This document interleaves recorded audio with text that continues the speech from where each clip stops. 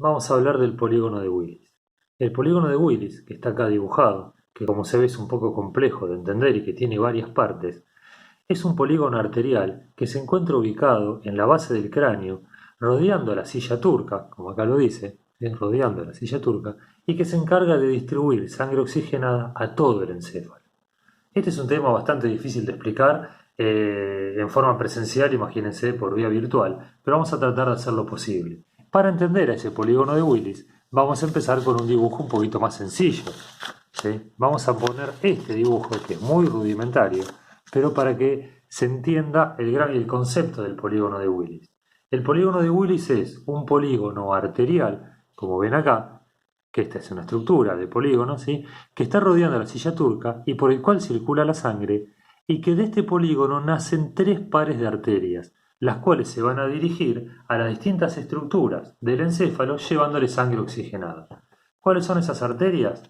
Como dicen ahí los nombres, se llaman las arterias cerebrales anteriores, que nacen del polígono de Willis. Piensen que este polígono está en la base del cráneo y el cerebro se apoya por encima, o el encéfalo se apoya por encima. O sea que estas, que son las cerebrales anteriores, se van a dirigir hacia adelante, hacia arriba, llevando sangre oxigenada, principalmente para los lóbulos frontal del cerebro. Después tenemos el par que se llama cerebrales medias, que también nacen del polígono y se dirigen hacia los costados y hacia arriba para llevar sangre, más que nada para el lado de los lóbulos parietales y temporales. Y atrás tenemos las cerebrales posteriores que van a distribuir sangre oxigenada para el lóbulo occipital y para el cerebelo. Es decir, que la sangre circula por este polígono y a través de este polígono sale por las arterias cerebrales anteriores, por las arterias cerebrales medias y por las arterias cerebrales posteriores, llevando sangre oxigenada a las estructuras del encéfalo. ¿Cuál es la ventaja de tener un polígono? Que si hay una obstrucción por algún lado de la circulación arterial, este polígono asegura una irrigación sanguínea, ¿sí? Porque si está obstruido por algún megalos, ya lo vamos adelante, si está obstruido, la sangre circula por el polígono, toma otra ruta y puede llegar a irrigar los tejidos del sistema nervioso. Es como que hay una doble irrigación sanguínea gracias al polígono de Willis. Y para entender esta doble irrigación sanguínea, ¿sí?, del polígono de Willis, vamos a repasar cuando vimos la arteria aorta o sus ramas. Es decir, ¿qué les quiero comentar? Que este polígono, del cual nacen las arterias cerebrales anteriores, medias y posteriores, se nutre, el polígono en sí, se nutre por dos grandes arterias que vienen subiendo por el cuello y que van a llenar de sangre el polígono para que el polígono pueda distribuir por sus tres pares de arterias la sangre a las distintas estructuras del encéfalo. ¿Sí? Es decir, que este polígono, este es el que tiene una doble irrigación, se llena por dos lugares.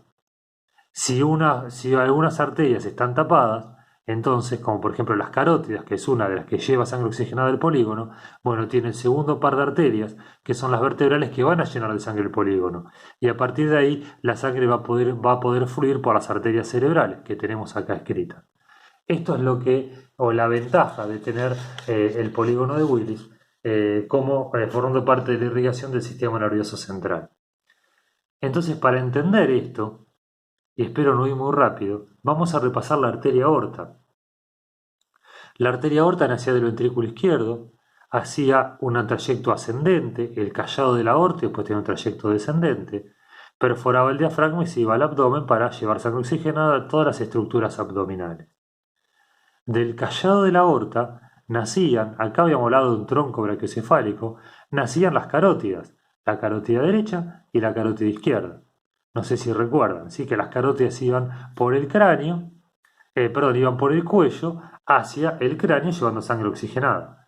Bueno, algo que creo que no estudiamos, que la carótida primitiva, a la altura de la cuarta vértebra lumbar, a la altura de la cuarta vértebra cervical, se divide en carótida interna y carótida externa. La carótida interna, que primero sale hacia afuera, hacia así después se lo voy a mostrar, se mete para adentro y la carótida interna se mete por un agujero del cráneo al endocráneo y va a formar parte del polígono de Willis.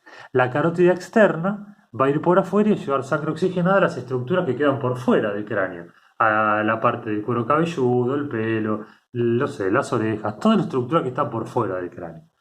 Entonces, la carótida esta y esta, que son las carótidas primitivas, se dividen en la carótida interna y externa. la cual va a llevar sangre oxigenada, la interna al endocráneo, formando parte del polígono de Willis, y la externa a las estructuras de la cabeza que están por fuera del cráneo. Estas suben por el cuello. Pero estas que están acá se llamaban subclavias. Estas arterias subclavias, que se dirigían por debajo de la clavícula hasta el brazo, dan origen a una rama, que yo no se las marqué, que se llama la arteria vertebral. La arteria vertebral nace por acá y nace acá.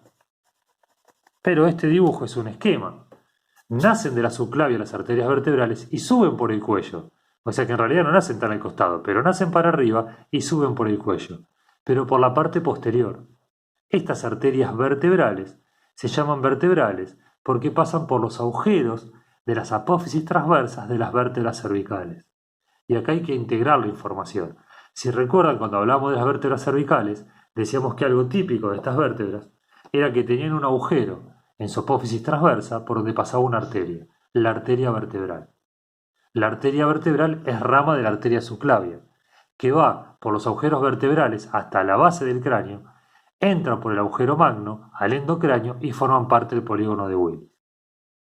Entonces, las ramas de las subclavias, que son las vertebrales, van a entrar al cráneo, no forman parte del polígono de Willis, que van por atrás en el cuello, por los agujeros de las arterias cervicales. Y las carótidas, que van en la parte anterior del cuello, debajo del músculo esternocleidomastoideo, también entran al endocráneo por un agujero y forman parte del polígono de Willis. ¿Para qué sirve esto? Porque si yo tengo una placa de ateroma, que es lo más común, se forme en la división de las carótidas o a nivel de la carótida interna, una placa de colesterol que dificulta la llegada de sangre oxigenada al polígono de Willis por la vía carotidia, entonces la vía de las vertebrales me llena el polígono de Willis de sangre desde atrás.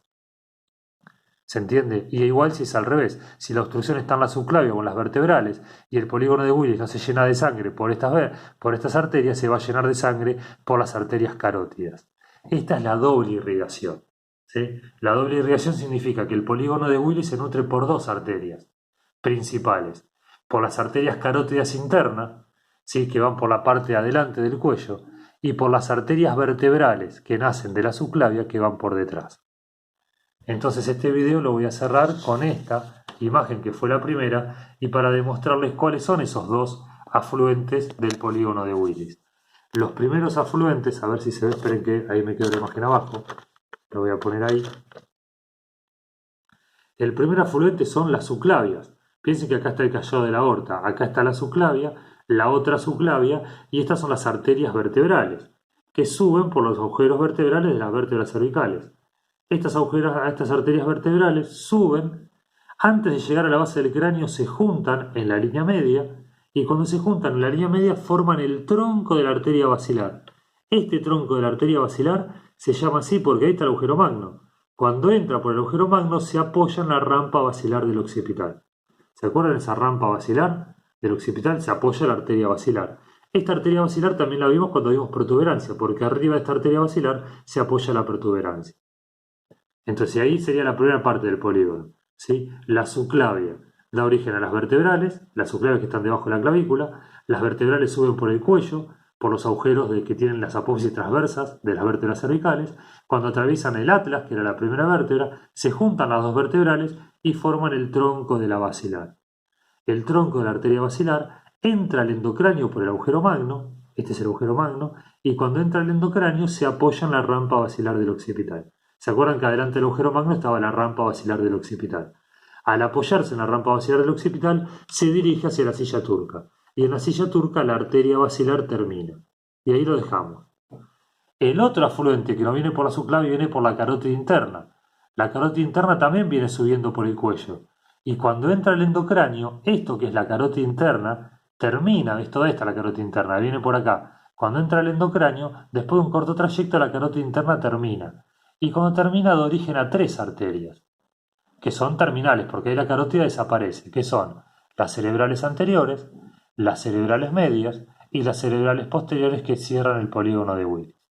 Entonces, por ahora y en este video importante, la subclavia que da origen a las vertebrales, y las vertebrales se juntan en la línea media, forman la arteria basilar o tronco de la basilar, entra el endocráneo por el agujero magno, se apoya en la rampa basilar del occipital y se dirige a la silla turca.